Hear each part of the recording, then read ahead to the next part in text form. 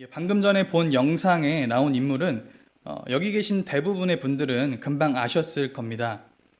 바로 현대그룹의 명예회장 정주영 명예회장이죠. 이 정주영 회장이 살아생전에 남겼던 유명한 인생의 모토가 오늘 제목처럼 시련은 있어도 실패는 없다이죠. 많은 시련 끝에 결국 그는 현대자동차 공업사, 그다음에 현대건설을 세우고 조선사업 등으로 결국 현대를 대기업으로 만드는 신화를 만들어낸 것을 우리 모두가 잘 알고 있습니다. 저는 이 모토를 우리 믿음의 사람들도 신앙으로 변환시킨다면 우리 각자가 현재 겪고 있는 많은 시련들을 잘 극복해내는데 좋은 자산이 될 것이라 믿습니다. 오늘 우리 같이 읽은 말씀은 바벨론 땅에서 다니엘과 세 친구가 포로로 끌려와 신앙의 위협을 받고 바벨론의 세속 문화에 동화될 위기의 시련을 겪고 있는 모습을 볼 수 있습니다. 바벨론의 왕 느부갓네살은 자신이 세운 나라가 가장 힘이 강하고 즐거울 집권 2년 차에 자신이 꾼 꿈으로 인하여 번민하게 됩니다. 바벨론은 당대의 가장 강력한 나라였습니다. 북이스라엘을 멸망시킨 아수르, 또한 강국 이집트를 무너뜨리고 세워진 대제국으로 이 바벨론 나라입니다. 느부갓네살은 자신이 이룩한 대제국의 지도를 펴놓고 흐뭇하게 잔치를 벌여야 할 판에 뭔가 불길한 그런 꿈을 꾸고는 아무것도 즐길 수 없는 번민하는 인간이 되고 맙니다. 우리는 2장 처음에 들어서면서부터 느부갓네살이라는 한 인간의 나약성을 보게 됩니다. 그는 세상에서는 모든 것을 거머쥔 통치자이지만 자신의 침상에서는 한낱 꿈 때문에 식은땀을 뻘뻘 흘리는 나약한 한 인간일 뿐입니다. 미국의 리디머 장로교회를 담임하고 있는 팀 켈러 목사님의 책 내가 만든 신이라는 제목의 책 제목에 목사님이 이렇게 적고 있습니다. 바벨론의 왕 느부갓네살은 자신이 세상에 우뚝 솟은 남공블락의 거인이 되고 싶었을 것입니다. 이렇게 권력욕이 강한 사람은 극심한 두려움에 시달리는 경우가 많습니다. 그래서 권력을 쥔 사람은 자신이 경쟁자의 관역이자 질투의 대상임을 잘 압니다. 높이 올라갈수록 아찔한 추락의 가망성도 더 커집니다. 이제 잃을 게 아주 많기 때문입니다. 느부갓네살은 꿈의 의미가 대체 무엇인지 알지 못했지만 그것이 무언가 자신의 나라에 관련한 그리 좋지 않은 미래일 것이라는 추측은 한 것 같습니다. 이에 온 나라의 최고 지혜자들을 왕궁으로 불러 모읍니다. 여기에는 박수와 술객과 점쟁이와 갈대아 술사들이 모입니다. 이들은 앞선 다니엘 1장에서처럼 다니엘과 세 친구가 받은 바벨론 최고의 교육을 받은 최고의 석학들입니다. 이들은 장래의 일을 예견하고 나라가 굳건하도록 세상의 풍수지리와 천체의 움직임을 통해 장래를 알아맞히도록 전문 교육을 받은 자들입니다. 그런데 이런 제국의 내로라 하는 최고의 석학들이 모였음에도 이들은 왕의 꿈을 알 수 없었습니다. 그럴 수밖에 없는 것이 아무리 뛰어난 학자일지라도 사람의 머릿속에서 벌어지는 일들을 어떻게 알 수 있겠습니까? 그러나 왕은 막무가내로 이들에게 자신이 꾼 꿈의 내용을 말하고 그 내용에 대한 의미를 해석하라고 다그칩니다. 느부갓네살이 꿈의 내용을 이야기하지 않는 이유는 아마도 자신이 바벨론의 최고의 대학에서 이 지혜자들을 왕의 진미와 포도주로 먹이고 최고의 학교에서 교육을 받도록 엄청난 시간과 돈을 들여서 전문가로 만들었기 때문일 것입니다. 또한 지혜자 자신들이 자타가 공인하는 우주의 삼라만상을 다 깨우쳤다고 떵떵거리던 자들이었기 때문이었을 것입니다. 왕은 이들이 당연히 자신의 꿈은 알아맞혔으리라 기대했을 수 있습니다. 그동안에 들인 공과 이들이 평상시에 자신만만해 하던 모습을 보면서 느부갓네살 왕은 이들이 하는 모든 말이 허풍으로 보였을 것 같습니다. 그 말씀이 8절과 9절에 잘 나타나 있습니다. 같이 한번 읽어보도록 하겠습니다. 시작. 왕이 대답하여 이르되 내가 분명히 아노라. 너희가 나의 명령이 내렸음을 보았으므로 시관을 지연하려 함이로다. 너희가 만일 이 꿈을 내게 알게 하지 아니하면 너희를 처치할 법이 오직 하나이니 이는 너희가 거짓말과 망령된 말을 내 앞에서 꾸며 말하여 때가 변하기를 기다리려 함이라. 이제 그 꿈을 내게 알게 하라. 그리하면 너희가 그 해석도 보일 줄을 내가 알리라 하더라. 아멘. 왕은 이들과 실랑이를 벌인 끝에 최후 통첩을 합니다. 만일 꿈의 내용을 말하지 않고 해석을 하지 못하면 몸을 쪼개고 그들의 집을 거름더미로 만들겠다고 말입니다. 왕은 너무나도 화가 난 나머지 자신이 그렇게 애지중지하며 키웠던 제국의 최고 석학들을 죽이고 또 그것도 모자라 그 사람들의 가족까지 다 멸하겠다는 명령을 내립니다. 이에 대한 바벨론 지혜자들의 반응은 어떻습니까? 10절과 11절을 보시면 이들은 왕에게 자신들뿐만 아니라 전 세계 어디를 뒤져봐도 한 사람도 그러한 꿈을 알고 해석할 사람이 없다는 것을 말합니다. 왜냐하면 사람의 생각을 알 수 있는 이는 신밖에 없기 때문입니다. 우리는 여기서 한 가지 재미있는 점을 발견할 수 있습니다. 국가의 장래를 점치는 이들은 바벨론의 최고의 신 마루둑을 섬기는 이들입니다. 이들은 신접한 자들이고 그렇다면 자신들이 섬기는 신 마루둑에게 왕의 꿈을 물어보는 것이 당연함에도 불구하고 그런 시도는 전혀 보이지 않는다는 점입니다. 바로 자신들이 섬기는 신도 왕의 꿈을 알 수 없는 거짓신임을 스스로 드러내 보이고 있는 점입니다. 결국 왕은 화가 머리끝까지 나서 바벨론의 모든 지혜자를 다 죽이라고 명령합니다. 여기에는 다니엘과 세 친구도 포함이 됩니다. 다니엘과 세 친구는 어린 나이에 포로로 끌려와 이름까지 억지로 바뀌어가며 고통을 당하고 이방 나라에서 교육을 받으며 겨우 적응을 해나가고 있는데 이 왕의 정신나간 결정으로 이제는 죽을 위기에 처하게 됩니다. 이들에게 닥친 시련입니다.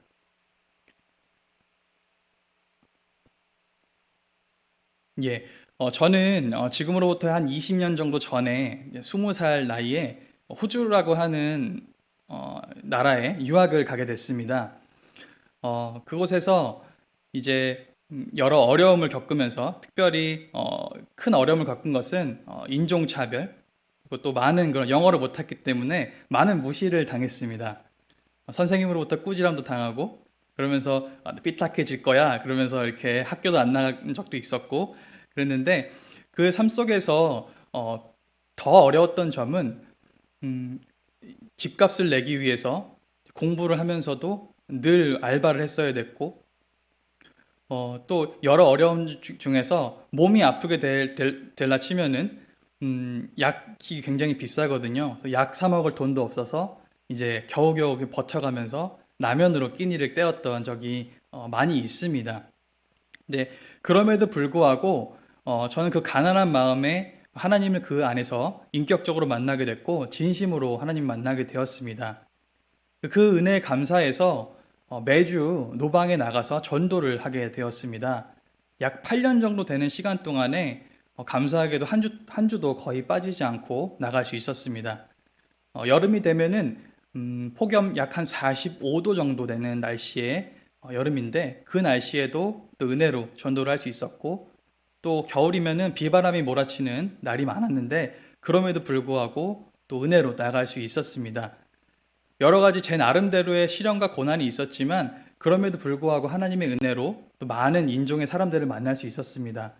만약에 제가 우리나라에 있었더라면은 그 많은 인종들의 사람들, 민족의 사람들을 만날 수 있었을까 하는 그런 생각이 듭니다. 아프리카에서 온 사람들, 또 아시아, 중동에서 온 사람들, 또 유럽에서 온 사람들, 남미에서 온 사람들, 또 북미에서 온 사람들을 수도 없이 많은 사람들을 만나게 하셨고 이들에게 복음을 전하게 하셨습니다. 제가 길거리에서 몇 번 전하지 않는 복음을 듣고 예수님을 영접하는 사람들을 보면서 영어 한마디도 못했던 제가 또 수줍음 많았던 청년인 제가 어떻게 감히 사람들 앞에서 복음을 전하고 또 영어로 복음을 전하는 모습을 보면서 하나님께서 시련은 있어도 하나님이 함께 하시면 불가능은 없구나라는 것을 경험했습니다. 다니엘은 자신을 죽이러 온 왕의 근위대장 아리옥에게 질문을 합니다. 그런데 여기서 우리가 주목해야 할 표현이 있습니다. 14절을 보시면 같이 한번 읽어보도록 하겠습니다. 시작.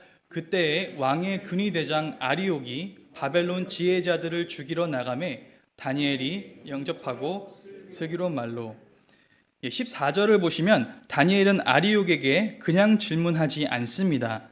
절체절명의 위기 속에서도 다니엘은 명철하고 슬기로운 말로 그에게 묻습니다. 그는 당황하는 기색이 전혀 보이지 않습니다. 앞선 바벨론의 지혜자들의 반응과 너무나도 다릅니다.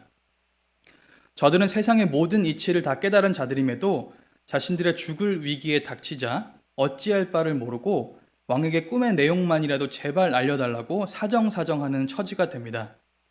대제국의 미래까지 점치는 자들이 자신들의 죽을 운명은 알지 못해 허둥지둥되는 모습을 보게 됩니다. 반면에 다니엘은 너무나도 의연하게 반응합니다. 이 모든 차이가 어디서 비롯되었습니까? 바로 섬기는 대상이 달랐기 때문입니다. 바벨론의 지혜자들 그리고 다니엘과 세 친구는 모두가 같은 최고의 바벨론 대학 교육을 받았습니다. 그러나 결국 자신의 문제 앞에서 대하는 태도가 너무나도 다릅니다. 다니엘과 세 친구는 참 신인 하나님을 섬겼습니다. 그리고 이들은 느부갓네살과 바벨론의 신 마르둑이 이 세상과 자신들의 운명을 쥐고 있는 것이 아니라 하나님께서 이 모든 것을 운행하고 계신 것을 신뢰하고 있습니다. 하나님을 믿는 우리도 삶의 문제 앞에서 반응이 다니엘과 세 친구와 같아야 할 줄 믿습니다. 하나님이 내 인생의 주인이시구나. 지금 내 앞에 문제가 있지만 하나님의 힘과 능력으로 돌파해 나갈 수 있구나 하는 강한 믿음과 신뢰가 우리에게 필요한 것입니다. 다니엘이 가진 명철함과 슬기로운 말은 다니엘에게 하나님의 은혜로 주신 선물입니다. 다니엘은 그 선물을 절체절명의 위기에서 잘 활용했습니다. 그로 인해 왕의 꿈을 깨닫고 해석할 시간을 얻게 됩니다. 바벨론의 지혜자들은 꿈을 해석할 시간을 달라고 해도 소용없었지만 다니엘이 명철함과 슬기로운 말로 요청하자 그 요청이 허용되었습니다. 이것이 바로 하나님 자녀인 우리와 그렇지 못한 사람들과의 차이인 줄 믿습니다. 똑같은 위기 속에서도 하나님의 자녀인 우리에게는 하나님이 주시는 살 길이 있습니다. 다니엘이 꿈을 해석할 시간을 얻은 후에 한 행동은 오늘 우리에게 매우 중요한 신앙생활의 원리를 알려주고 있습니다. 다니엘은 하나님의 지혜와 명철을 이미 받았습니다. 그러나 이번에 벌어진 사건은 인간으로부터 나올 수 있는 것이 아님을 곧바로 알아차립니다. 다니엘은 골방으로 가서 엎드려 홀로 기도하지 않고 곧바로 자신과 함께 신앙생활을 하는 믿음의 동역자들을 불러 모읍니다. 여기서 우리는 다니엘의 세 친구가 다니엘 1장에서 바벨론식 이름으로 강제로 바뀌었는데 여기서는 원래 히브리식 이름으로 다시 바꾸어 쓰는 것을 볼 수 있습니다. 이 네 명의 믿음의 용사들은 바벨론의 문화에 동화되도록 모든 환경과 조건이 갖추어졌음에도 불구하고 절대로 자신의 믿음의 정체성은 잃지 않았던 것을 알 수 있습니다. 이들 네 명이서 함께 모여서 한 일은 합심으로 기도한 것입니다. 여기서 우리 인생 문제의 돌파구를 찾을 수 있습니다. 절체절명의 위기에서 각자 뿔뿔이 흩어져 기도한 것이 아니라 함께 모여서 기도 제목을 나누고 마음을 모아서 기도한 것입니다. 우리의 문제도 나 혼자 기도할 때보다 함께 모여서 합심으로 기도할 때 하나님의 크신 응답이 임할 줄 믿습니다. 우리는 여기서 이 네 명이 드린 기도의 내용에 좀 더 집중할 필요가 있습니다. 다 같이 18절 한 목소리로 봉독하도록 하겠습니다. 시작. 하늘에 계신 하나님이 이 은밀한 일에 대하여 불쌍히 여기사 다니엘과 친구들이 바벨론의 다른 지혜자들과 함께 죽임을 당하지 않게 하시기를 그들로 하여금 구하게 하니라. 아멘. 18절을 보시면 이 네 명은 자신들만 살게 해달라고 기도하지 않았습니다. 바벨론의 다른 지혜자들도 죽임을 당하지 않게 해달라고 중보기도 한 것입니다. 중보기도는 구약에서 예언자들이 하는 기도입니다. 근데 예언자는 그 첫째 사명이 예언함에 있지 않습니다. 예언자들의 첫째 사명은 중보기도함입니다. 예언자들의 두 번째 사명이 예언함입니다. 창세기 20장 7절에서 하나님께로부터 예언자로 칭함받은 아브라함은 소돔과 고모라 땅을 위해서 중보기도하는 자였습니다. 광야에서 우상 숭배하다가 하나님께 죽을 위기에 처했던 이스라엘 백성들을 위해 기도했던 모세 역시 하나님의 위대한 예언자였습니다. 강력한 도시국가인 블레셋을 향하여 기도하고 이스라엘을 살렸던 참된 예언자인 한 사람, 사무엘 역시 예언자였습니다. 다니엘과 세 친구는 바로 여기서 예언자의 첫 번째 사명을 잘 감당한 것입니다. 우리가 세상과 믿지 않는 자들을 위해 기도한다면 그 중보기도는 그냥 기도가 아니라 예언자적 기도가 됩니다. 하나님은 예언자들처럼 우리의 예언자적 기도를 통해서 이 세상을 살리시는 줄 믿습니다. 우리는 여기서 또 한 가지 중요한 신앙생활의 원리를 깨닫게 됩니다. 내 문제만 놓고 기도하는 것은 아마추어적인 기도라는 것입니다. 그러나 다른 사람의 문제를 놓고 합심으로 기도하는 것은 프로페셔널한 기도가 됩니다. 자신의 기도만 하는 사람은 평범한 기도자일 뿐입니다. 그러나 남을 위해 기도하는 사람은 위대한 예언자적인 기도를 하는 사람이 됩니다. 이렇게 남을 위한 이타적인 합심 기도를 하니 결과가 어떻게 되었습니까? 하나님께서는 다니엘에게 꿈의 내용과 해석을 밤의 환상으로 보여주십니다. 환상은 보통 예언자에게 임합니다. 예언자는 하나님의 나라와 하나님의 백성들을 위해 중보기도 하다가 환상을 봅니다. 다니엘과 세 친구는 바로 이런 영적인 원리를 정확히 알고 신앙생활을 했던 것입니다. 진정한 리더는 기도하는 사람인 줄 믿습니다. 리더십은 기도십에서 나옵니다. 진정한 리더는 남을 위해 중보기도하는 사람입니다. 기도로 남을 섬기는 사람을 하나님께서 높여주심을 성경을 통해서 알 수 있습니다. 제가 고등학교 시절에 들었던 클럽 동아리가 하나 있는데요. 3년 동안 이제 있었던 동아리인데 그 클럽 이름이 SCC입니다. 거창한 건 아니고요. 서울 크리스찬 클럽입니다.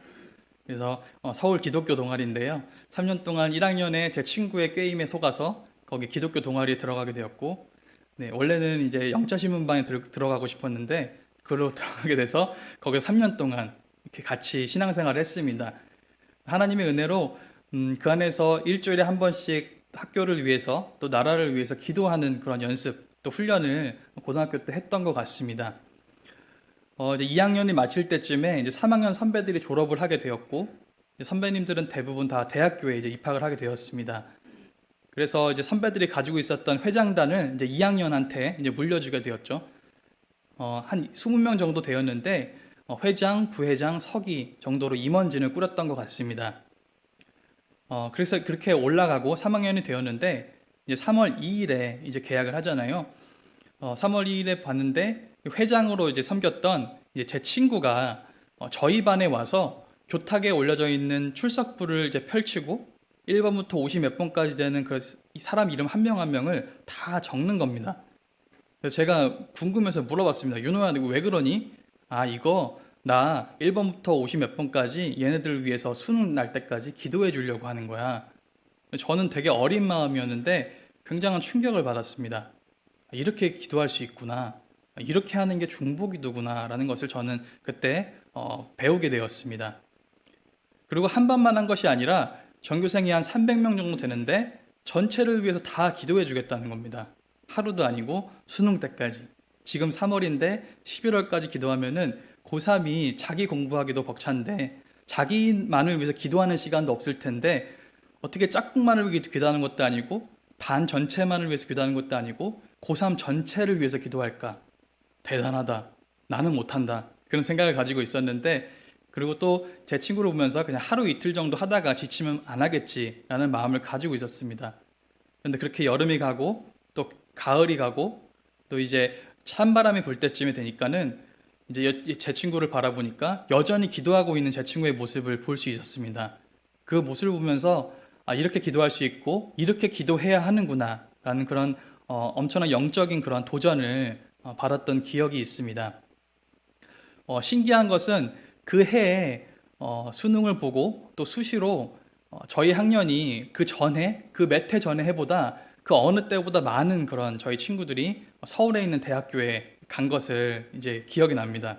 물론 그 친구들이 열심히 공부해서였겠지만 제 개인적으로는 이 윤호라고 하는 이 친구, 회장이 약 한 9개월 동안에 친구들을 위해서 기도했던 중보 기도의 그 응답을 하나님께서 해주셨으리라 저는 믿습니다. 저는 그것을 보면서 아무것도 아닌 그런 어린아이, 아무것도 아닌 그런 청년, 청소년의 기도를 통해서도 하나님께서 응답해 주시는구나. 하나님께서는 이런 기도, 중보 기도하는 사람을 통해서 일하시는구나 하는 것을 저는 그 원리를 배우게 되었습니다.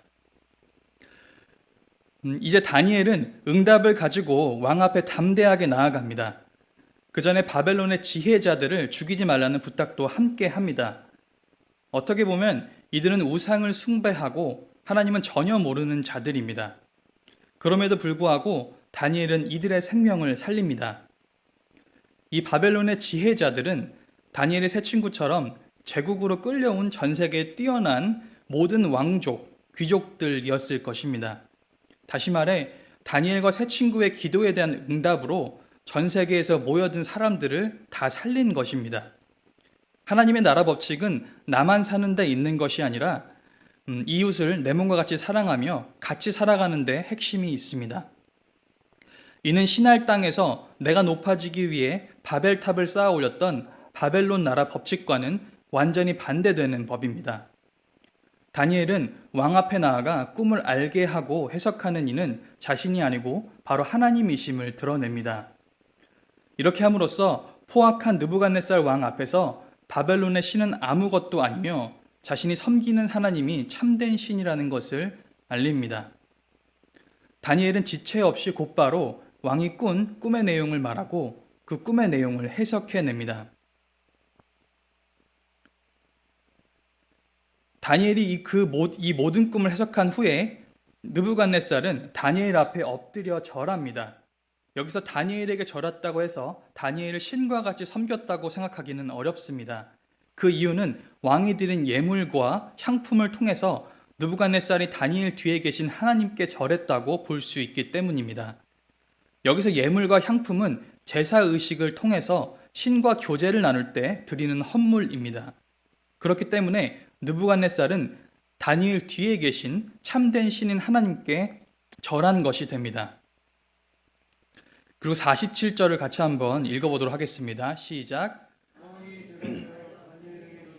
너는 하나님은 참으로 모든 신들의 신이시오 모든 왕의 주제시로다. 내가 능히 이 은밀한 것을 나타내었으니 내 하나님은 또 은밀한 것을 나타내시는 이시로다. 아멘. 이방왕, 그것도 대제국의 왕의 입에서 이러한 고백이 나옵니다. 이 고백이 우상을 숭배하고 자기 자신조차 신처럼 여기는 느부갓네살 왕의 입에서 나온 것이라고 믿겨지십니까? 우리 하나님은 이렇게 포로로 끌려온 변방의 조그마한 국가 4명의 청년을 통해서 대제국의 왕의 입에서 하나님을 인정하고 시인하는 역사를 만드십니다. 이것이 바로 하나님이 일하시는 방법입니다. 하나님은 낮은 자를 들어서 높은 자를 부끄럽게 하시는 줄 믿습니다. 느부갓네살은 다니엘을 바벨론 온 지방을 다스리게 하고 바벨론 모든 지혜자의 어른으로 삼습니다. 그리고 다니엘의 요구대로 3명의 친구들도 바벨론 지방 관료로 삼습니다. 다니엘과 세 친구는 남을 밟고 올라서야만 높아질 수 있는 약육강식의 바벨론 세계에서 겸손하게 하나님께 엎드리고 하나님이 주신 지혜와 슬기로 시련을 극복하고 높임을 받습니다. 다니엘과 세 친구는 하나님 없는 삶인 바벨론 문화에 동화되지 않고 오히려 바벨론 문화 속에서 고통받는 사람들을 살리는 하나님의 자녀가 되었습니다. 또한 그들은 절체절명의 죽음의 위기에서 그 돌파구를 기도에서 찾았습니다. 이들이 합심해서 기도했던 내용은 자신들만 살게 해달라는 기도가 아니라 비록 바벨론의 지혜자들이 우상 숭배하고 하나님을 알지도 못하지만 그럼에도 그들도 자신과 같이 살려달라는 예언자적 중보 기도였습니다. 비록 삶의 시련이 있어도 그 시련 뒤에 계신 하나님을 바라보며 믿음의 담대함으로 문제와 세상 앞에서 굴복되지 않는 다니엘과 세 친구의 믿음의 용기를 가질 때, 그리고 비록 우상 숭배하며 하나님을 모를지라도 이들을 위해 합심으로 중보하는 기도의 용사가 될 때, 저와 여러분도 비록 삶에 여러 시련은 있지만 실패하지 않는 삶이 될 줄 믿고 소망합니다. 우리 같이 찬양 드리시고 오늘 들은 말씀을 붙잡고 간절하게 기도하는 시간 갖도록 하겠습니다.